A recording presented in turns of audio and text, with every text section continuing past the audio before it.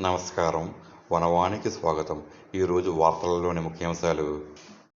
బిక్కవోలులో ఘనంగా అంతర్జాతీయ యోగా దినోత్సవ వేడుకలు. అంతర్జాతీయ యోగా దినోత్సవాన్ని పురస్కరించుకుని తూర్పుగోదావరి జిల్లా బిక్కవోలు మండల కేంద్రంలోని జిల్లా పరిషత్ ఉన్నత పాఠశాలలో శుక్రవారం వేడుకలను ఘనంగా నిర్వహించారు. శారీరక, మానసిక ఆరోగ్యంపై యోగా ప్రాముఖ్యతను చాటి చెప్పేలా ఈ కార్యక్రమాన్ని ఏర్పాటు చేశారు.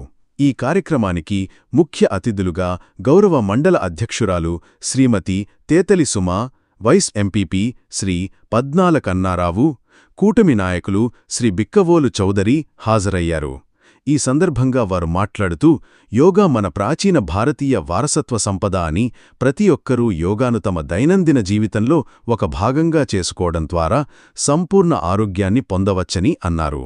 విద్యార్థి దశ నుంచే యోగాపై అవగాహన పెంచుకోవడం వారి భవిష్యత్తుకు ఎంతో మేలు చేస్తుందని వారు పేర్కొన్నారు. అనంతరం విద్యార్థులు, ఉపాధ్యాయులు, అధికారులు అందరూ కలిసి వివిధ యోగాసనాలు, ప్రాణాయామం చేసి యోగా ప్రాముఖ్యతను చాటారు.